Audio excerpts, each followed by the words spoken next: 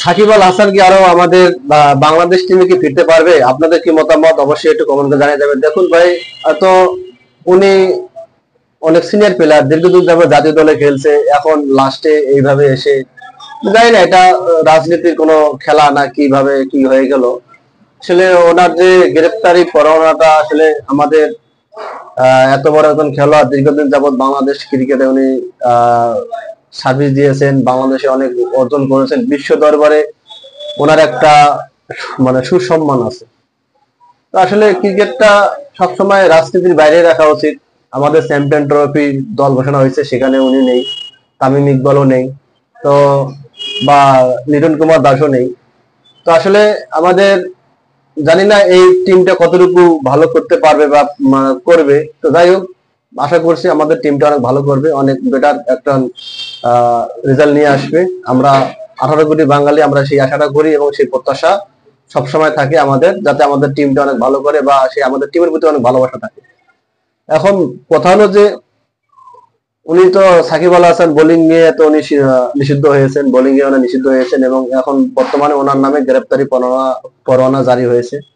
তো জানি না ওনার ক্রিকেট ভবিষ্যৎ কোন দিকে যাবে, তো সেটা সময় বলে দেবে। আর আসলে সামান্য 6 মাসের রাজনীতিকে প্রাধান্য দিয়ে একজন এত বছর একজন দলের হয়ে সার্ভিস দিল, বিশ্ব দরবারে তার এত সুনাম, এত number one allrounder, worlds number one, ঠিক আছে, সাকিব আল হাসান। তা আসলে আমার খুব প্রিয় একজন খেলোয়াড়। এই ভিডিওটা করার উদ্দেশ্য একটাই, আমার খুব পছন্দের একজন খেলোয়াড়।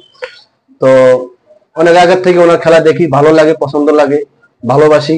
আমি একজন ক্রিকেট ভক্ত হিসেবে আমি ক্রিকেটকে ভালোবাসি এবং সেই দেশে তার তার সাথে আমি আমার দেশের প্লেয়ারকে আমি ভালোবাসি। তো সেই ক্ষেত্রে মানুষের একটা পছন্দ অপছন্দ একটা জায়গা থাকতে পারে, সেই ক্ষেত্রে আমার সাকিব আল হাসান, তামিম ইকবাল, লিটন দাস বা মাশরাফি বিন মুর্তজা, এরা তো অনেক তারপরে মাহমুদুল্লাহ রিয়াদ, তারপরে আপনার মুশফিকুর রহিম, মোহাম্মদ আশরাফুল, আমি এদেরকে আমি চিনি, কারণ আমি যখন আমার ক্রিকেট জ্ঞান হয়, যখন থেকে আমি ক্রিকেট দেখি, তো তখন থেকে এদেরকে আমি দেখি।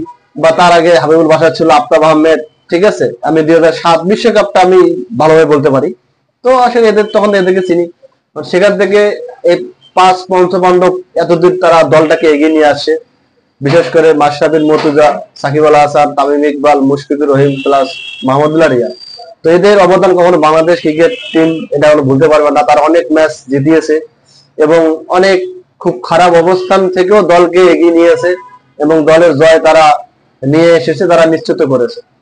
তো এদেরকে একটু আমাদের মূল্যায়ন দেওয়া উচিত এবং সম্মান করা উচিত। আসলে এরা আমাদের জাতীয় সম্পদ।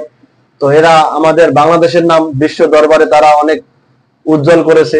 তো তাদেরকে তো ভুলে গেলে চলবে না, তাদের অবশ্যই তারা প্রাপ্য সম্মানটুকু তাদেরকে দেওয়া উচিত। এবং আমি জানি অবশ্যই সাকিব আল হাসানের পক্ষে অনেক ভক্তরা আছেন, আমিও তার বাইরে নই, আমিও সাকিব আল হাসান অনেক ভালোবাসি।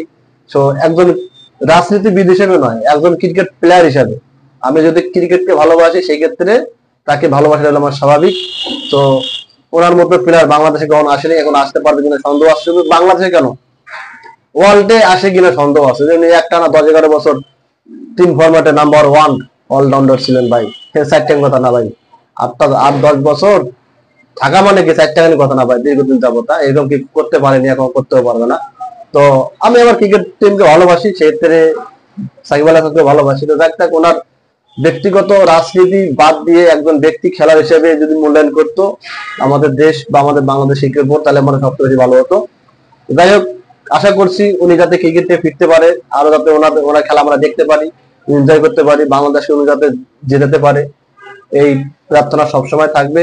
আর সর্বদা আমরা সাধারণ জনগণ হিসেবে আমাদের যেই চাওয়াটা, রাজনীতিকে বাইরে রাখতে হবে, ক্রিকেটের বাইরে রাজনীতিকে রাখতে হবে ভাই, তাছাড়া এটা কখনো সম্ভব নয়। তো সবাই ভালো থাকবেন, ধন্যবাদ। আর অবশ্যই আমার পেজে যদি সাবস্ক্রাইব করেন আমি খুবই খুশি হব। একটু উৎসাহ দেন, ভালোবাসা দেন। ধন্যবাদ সবাইকে, পাশে থাকবেন।